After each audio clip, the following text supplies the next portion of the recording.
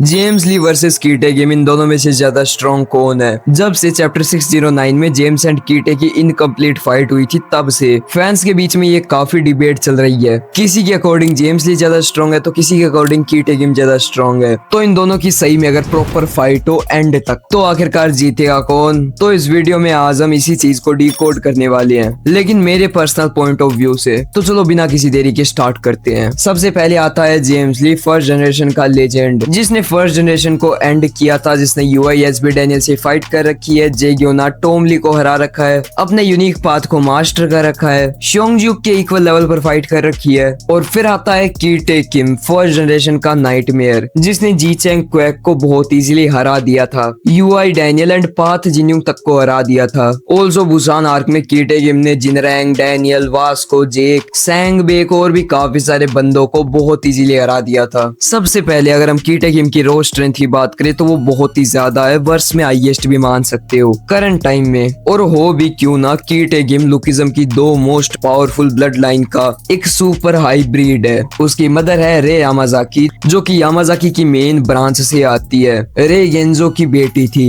And अपना गेंजो शिंगेन का uncle था। वहीं पर कीटे का बाप है गैप प्योंगेम, जिसके बारे में तो मुझे कुछ बताने की जरूरत भी नहीं है। तो कीटे किम की रो पावर बहुत ही ज्यादा है। कीटे किम के पास स्ट्रेंथ एंड एंड्योरेंस की मास्टरी है। कीटे किम ने अपने पाथ को मास्टर कर रखा है और इसी पाथ के साथ उसके पास एक डिस्पेयर मोड भी है। फिर अगर मैं जेम्स ली की बात करूं तो जेम्स ली के पास 3 मास्टरी है, strength, speed and technique. James Lee invisible attacks का यूज कर सकता है और जेम्स ली की स्पीड लुकिज्म में one of the highest speed है। इसके अलावा जेम्स ली की अटैक पावर काफी ज्यादा है और वो बहुत ही ज्यादा टैलेंटेड है। उसने भी अपने पाथ को मास्टर कर रखा है जो काफी ज्यादा ब्रोकन है। अब बात करते हैं इन दोनों की फीट की। तो सबसे पहले अगर मैं जेम्स ली की फीट की बात करूं तो जेम्स ने जे ग्योना को हराया था, उससे पहले फर्स्ट जनरेशन को एंड किया था। लेकिन जेम्स ली की अब तक की सबसे बड़ी फीट ये है कि जेम्स ली ने टॉम ली को हरा रखा है। तो जेम्स एंड टॉम की फाइट के अंदर जेम्स के अंदर 4 अंगुलियां डलने से पहले जेम्स अपनी फुल पावर का यूज ही नहीं कर रहा था, लेकिन स्टिल सिर्फ कॉम्बैट एबिलिटी के मामले में वो टॉम ली को तब भी ओवर पावर कर रहा था। लेकिन फिर टॉम ली जेम्स को ट्रिक करके उसके अंदर 4 अंगुलियां डाल देता है और उसके बाद जेम्स ली अपनी रियल पावर से फाइट करता है। तब टॉम ली खुद ये मेंशन भी करता है कि इसकी स्पीड बढ़ कैसे गई। टॉम ली उस टाइम पर जेम्स ली से सीधा ब्लीज हो रहा था, बिल्कुल भी रिएक्ट ही नहीं कर पा रहा था और कुछ ही सेकंड्स में रेज टॉम ली ढेर हो जाता है। फिर टॉम जाता है अपनी एक बर्ज़र्क अवेकनिंग में, जिसमें वो फर्स्ट जनरेशन के किंग्स को अपनी अंगुलियों से फाड़ रहा था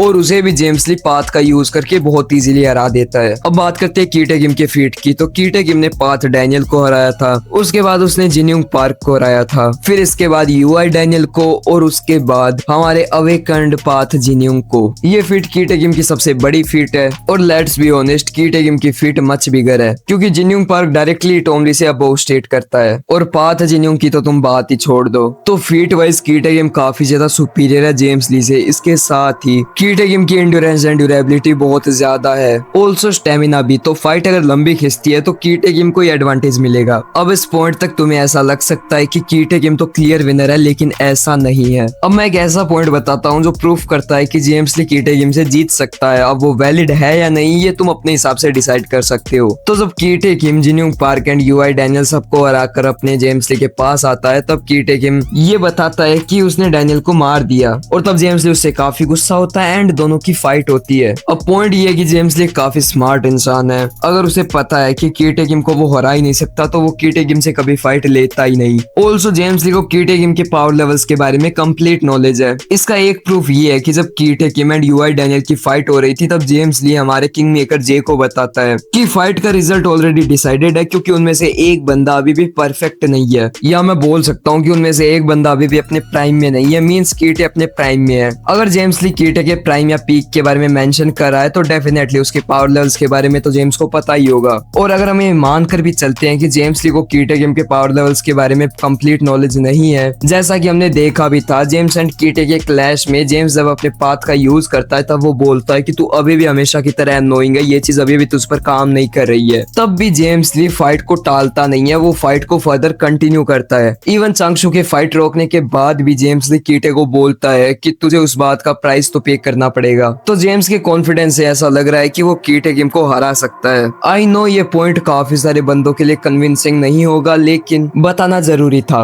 और फिर आता है हमारे कंपैरिजन का लास्ट पॉइंट, दोनों के पाथ को कंपेयर करना। देखो कोई भी फाइटर होता है हैं, जो अपना पाथ अचीव करता है तो पाथ उसका फाइटिंग कोर होता है जिसमें उसका टैलेंट एंड एक्सपीरियंस कंबाइन होता है। मींस पाथ किसी भी फाइटर का अल्टीमेट फाइटिंग कोर होता है। जिसका भी पाथ ज्यादा स्ट्रॉन्ग होगा या जिसने अपने पाथ को मास्टर कर रखा होगा वही जीतेगा। अगर एक एग्जांपल से समझाओ तो डैनियल एंड जोहान का एग्जांपल लो। ये दोनों ही बंदे पाथ यूजर्स है और गन के अकॉर्डिंग जो डैनियल का पाथ है वो ज्यादा सुपीरियर है। ये बात खुद गन ने मेंशन कर रखी है। इसीलिए डैनियल एंड जोहान का अगर हम फाइट कंपैरिजन करें या इनकी फाइट होती है तो बाकी सारे फैक्टर्स इतने मैटर ही नहीं करते। अगर इन दोनों बंदों ने अपने पाथ मास्टर कर रखे हैं तो अल्टीमेटली इस फाइट का विनर डैनियल ही होगा क्योंकि उसका पाथ काफी सुपीरियर है। लेकिन कीटी एंड जेम्स के कंपैरिजन में इस चीज में थोड़ी सी प्रॉब्लम है क्योंकि इन दोनों का पाथ बिल्कुल इक्वल एंड ऑपोजिट है। ये दोनों एक दूसरे के पोलर ऑपोजिट है। लाइक जो जेम्स का पाथ है वो रिफ्लेक्शन से रिलेटेड है, वो अटैक्स को रिफ्लेक्ट कर देता है। वहीं पर जो कीटे का पाथ है वो इसके अपोजिट काम करता है, वो अटैक्स को इंड्योर कर सकता है और उसे डैमेज भी नहीं होता।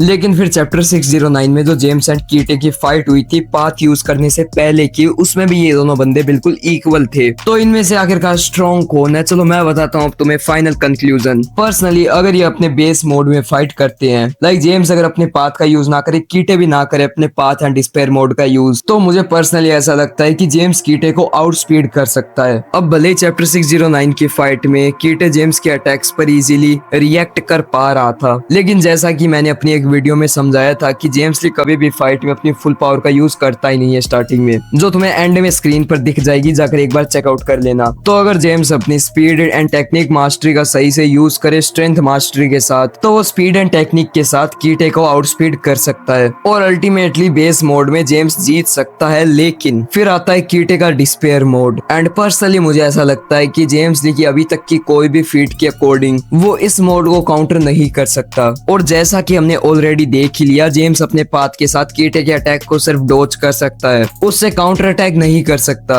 इसीलिए डिस्पेयर मोड के सामने हमारा जेम्स ली काफी ज्यादा डिसएडवांटेज में है। लेकिन मैं ये नहीं बोल रहा कि डेफिनेटली कीटे ही जीतेगा, लेकिन अभी की फीट्स के अकॉर्डिंग हमारे कीटे गेम के जीतने के चांस हायर है। ऑल्सो कीटे की ब्लड लाइन भी कितनी गोटेड है वो बात अलग है कि अभी भी लोग उसे बाई प्रोडक्ट बोलते हैं। अब मुझे पता है काफी सारे बंदों को शौक लग रहा होगा कि मैं ऐसा कैसे बोल सकता हूँ, मैं तो हमेशा जेम्स को ही जितवाता हूँ। तो देखो टू बी ऑनेस्ट, आज से 10-10 महीने पहले मैंने जेम्स ली पर कुछ वीडियो सीरीज बना रखी है और उस टाइम पर लोग जेम्स ली को काफी वीक समझते थे, जो कि वो अभी के टाइम पर गलत भी हुए हैं। और मैंने उसी टाइम पर प्रेडिक्ट कर दिया था जेम्स ली के पावर लेवल्स के बारे में। लेकिन अगर मैं सच बताऊं तो मुझे जेम्स ली से और भी ज्यादा एक्सपेक्टेशंस थी। जैसे कि जेम्स जितना स्मार्ट बंदा है फिर भी वो टॉम ली से ट्रिक हो गया। ऑल्सो उसने कोई यूनिक स्किल ही क्रिएट नहीं की एंड ना ही हमने उसके पास एंड्योरेंस मास्टरी देखी। बट अब क्या ही कर सकते हैं, ये सब तो पीडीजे सेंसे पर डिपेंड करता है। बाय द वे तुम्हें क्या लगता है जेम्स एंड कीटे में कौन जीतेगा? कमेंट सेक्शन में बता सकते हो एंड वीडियो को लाइक कर लेना, हाइप पॉइंट्स देना मत भूलना। मैं मिलता हूँ तुमसे नेक्स्ट वीडियो में, तब तक के लिए bye bye. And at last again से ये मेरा पर्सनल ओपिनियन था तो ऑफेंड होने की कोई नीड नहीं है। Bye bye.